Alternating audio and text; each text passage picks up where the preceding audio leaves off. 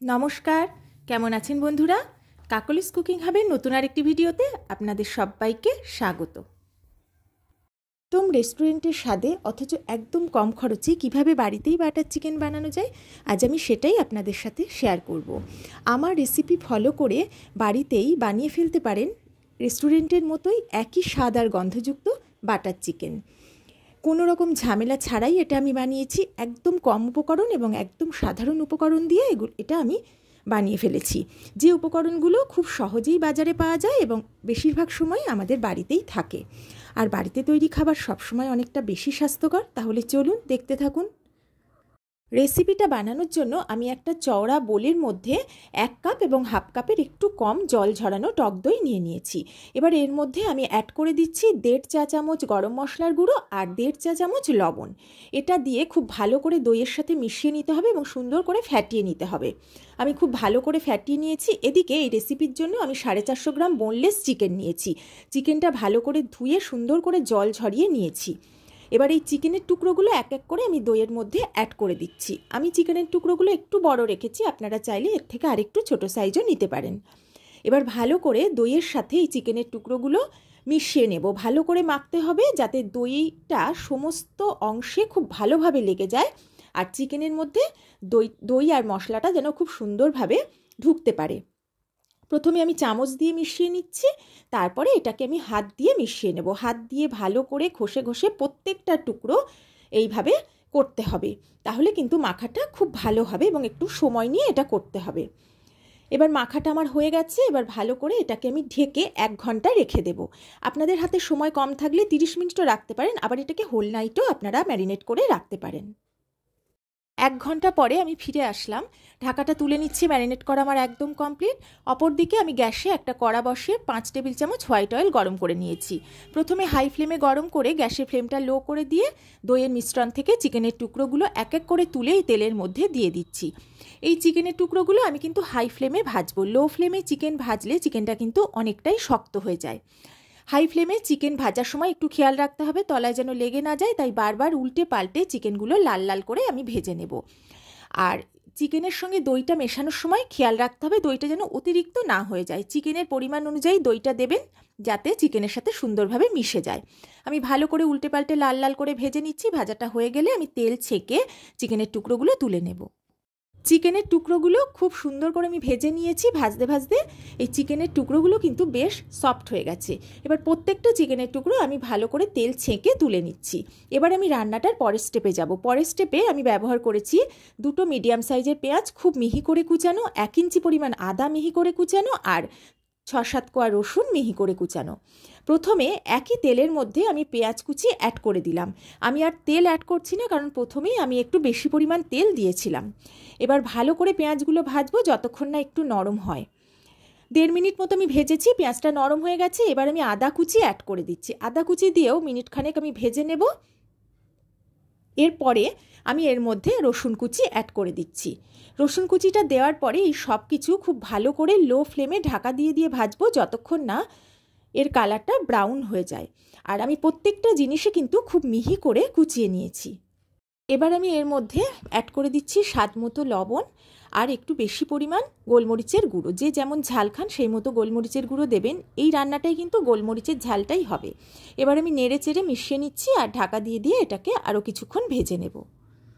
মিশ্রণটা খুব ভালো করে ভেজে নিয়েছি, বাদামি রং ধরে গেছে। এবার আমি এর মধ্যে অ্যাড করে দিচ্ছি কালারের জন্য কাশ্মীরি লঙ্কার গুঁড়ো আর কিছুটা হলুদ গুঁড়ো। এটা অ্যাড করার পরে আমি এর মধ্যে অ্যাড করছি 1.5 চা চামচ জিরে গুঁড়ো। এবার এই মশলার সাথে সব কিছু খুব ভালো করে আমি কিছুক্ষণ নেড়ে চেড়ে ভেজে নেব। কিছুক্ষণ নেড়ে চেড়ে মিশিয়ে নেওয়ার পরে আমি এর মধ্যে যেহেতু গুঁড়ো মশলা দিয়েছি অল্প একটু জল অ্যাড করে দিচ্ছি।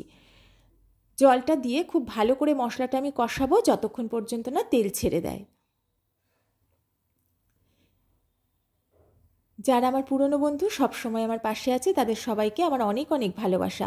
আর যারা এতক্ষণ আমার ভিডিও দেখছেন, যারা নতুন আমার চ্যানেলে, তাদের আমার ভিডিও যদি ভালো লাগে অবশ্যই আমার চ্যানেলটা সাবস্ক্রাইব করে আমার পাশে থাকবেন। আর পাশে থাকা বেল আইকন আর অল অপশানটা সিলেক্ট করে দেবেন, তাহলে আমার নতুন ভিডিও নোটিফিকেশান আপনাদের কাছে সহজেই পৌঁছে যাবে। মশলাটা কষা হয়ে গেছে, আমি এর মধ্যে 1 চা চামচ গরম মশলার গুঁড়ো অ্যাড করে দিয়েছি।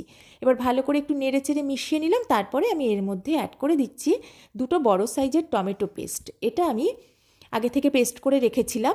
এবার আমি এটা একটু নেড়ে চেড়ে ভেজে নিয়ে এর মধ্যে আমি অ্যাড করে দিচ্ছি মিক্সির জার ধোয়া একটু জল। জলটা দিয়ে খুব ভালো করে এটা আমি কষিয়ে নেব যতক্ষণ পর্যন্ত না টমেটোর কাঁচা গন্ধ চলে যায় আর চারপাশ থেকে তেল ছেড়ে দেয়। মশলাটা আমার খুব সুন্দর করে ভাজা হয়ে গেছে, চারপাশ থেকে তেল ছেড়ে দিয়েছে, দেখতে পাচ্ছেন। এবার আমি গ্যাসের ফ্লেমটা লো করে দিয়ে একটু নেড়ে চেড়ে নেব, নিয়ে গ্যাসের ফ্লেমটা আমি অফ করে দেব, দিয়ে মশলাটাকে ঠান্ডা করে নেব। বাটার চিকেনের যে গ্রেভি হয় সেটা কিন্তু খুব স্মুথ হয় আর একটু ক্রিমি টাইপের হয়, তাই আমি এই মশলাটাকে ঠান্ডা করে নেওয়ার পর ব্লেন্ডারে খুব অল্প সময় একটু ব্লেন্ড করে নেব, তাহলে একদম স্মুথ মিশ্রণ আমি পেয়ে যাব। আর আপনাদের যদি হ্যান্ড ব্লেন্ডার থাকে তাহলে এই কড়ার মধ্যে হ্যান্ড ব্লেন্ডার দিয়েও ব্লেন্ড করে নিতে পারেন। এবার আমি এটাকে একটু ঠান্ডা হতে দেব। মশলাটা ব্লেন্ড করে নিয়ে আমি আবার কড়াতে ঢেলে দিয়েছি। হাই ফ্লেমে কিছুক্ষণ ফুটিয়ে নেওয়ার পরে আমি এর মধ্যে ভাজা চিকেনের টুকরোগুলো অ্যাড করে দিলাম। চিকেনের টুকরোগুলো দিয়ে আমি ভালো করে প্রথমে মিশিয়ে নিচ্ছি, তারপরে মিনিট খানেক মতো আমি একটু রান্না করে নেব। এরপরে আমি এর মধ্যে 1 কাপ গরম জল অ্যাড করে দিচ্ছি। জল খুব বেশি দেওয়ার দরকার নেই, কারণ চিকেনটা আমার প্রায় সেদ্ধ হয়ে গেছে, আমি অনেকক্ষণ ম্যারিনেট করে রেখেছিলাম আর আমি চিকেনটা ভেজেও নিয়েছি, তাই চিকেন সেদ্ধ হতে যতটুকু জলের প্রয়োজন সেই বুঝে জলটা আপনারা অ্যাড করবেন। এবার আমি লো ফ্লেমে ঢাকা দিয়ে 5 থেকে 7 মিনিট রান্না করে নেব। 7-8 মিনিট পরে আমি ফিরে আসলাম, ঢাকাটা তুলে নিয়েছি। এবার দেখে নিতে হবে চিকেনটা সেদ্ধ হয়েছে কিনা। যদি সেদ্ধ না হয় আপনারা আর 1-2 মিনিট একটু লো ফ্লেমে ঢেকে রেখে দেবেন। আমার চিকেনটা সেদ্ধ হয়ে গেছে। এবার আমি এর মধ্যে অ্যাড করে দিচ্ছি 1 কাপ ফ্রেশ ক্রিম। বাটার চিকেনে ফ্রেশ ক্রিমটা কিন্তু একটু বেশি পরিমাণে দিতে হবে। ফ্রেশ ক্রিমটা আমি চারিদিকে একটু ছড়িয়ে দিলাম। ফ্রেশ ক্রিমটা অ্যাড করার পরে আমি হালকা হাতে একটু মিশিয়ে দিচ্ছি। ক্রিমটা দেওয়ার পরে খুব বেশিক্ষণ ফোটানোর প্রয়োজন নেই, মিনিট 2 মতো আমি একটু ভালো করে ফুটিয়ে নেব, এবং সেটা অবশ্যই মিডিয়াম ফ্লেমে করব। 2 মিনিট আমি ফুটিয়ে নিয়েছি, নিয়ে এবার 2 চা চামচ বাটার এর মধ্যে অ্যাড করে দিলাম। বাটারটা দেওয়ার পরে আমি হালকা হাতে একটু নেড়ে চেড়ে মিশিয়ে দেব। কিছুক্ষণ নাড়াচাড়া করে আমি গ্যাসের ফ্লেমটা অফ করে দিয়ে 5 মিনিট ঢাকা দিয়ে স্ট্যান্ডিং টাইমে রেখে দেব। ফ্রেশ ক্রিমটা অ্যাড করার পরে বাটার চিকেনের কালারটা কিন্তু একটু হালকা হয়ে যায়। এই যে কালারটা দেখছেন, এটাই বাটার চিকেনের পারফেক্ট কালার, আর পারফেক্ট স্বাদ আর গন্ধ আমি কিন্তু রেস্টুরেন্টের মতোই পেয়েছি। অবশ্যই আমার মতো করে আপনারা রান্না করে দেখবেন, তাহলে আপনারাও বুঝতে পারবেন যে আমি ঠিক কথা বলছি কিনা। একদম কম খরচে বাড়ি বসে একদম রেস্টুরেন্টের স্টাইলের বাটার চিকেন আপনারা বানিয়ে ফেলতে পারবেন। গরম গরম ভাতের সাথে বাটার চিকেন আমি সার্ভ করে দিয়েছি। এটা রুটি, লুচি, পরোটা, লাচ্চা পরোটা, ফ্রাইড রাইস, জিরা রাইস সব কিছুর সাথেই কিন্তু খেতে অসাধারণ লাগে। তাহলে আজকের মতো আমি বিদায় নিচ্ছি, আবার নতুন কোনো সুন্দর রেসিপি নিয়ে তাড়াতাড়ি হাজির হয়ে যাব। সবাই ভালো থাকবেন, সুস্থ থাকবেন, আমার পাশে থাকবেন।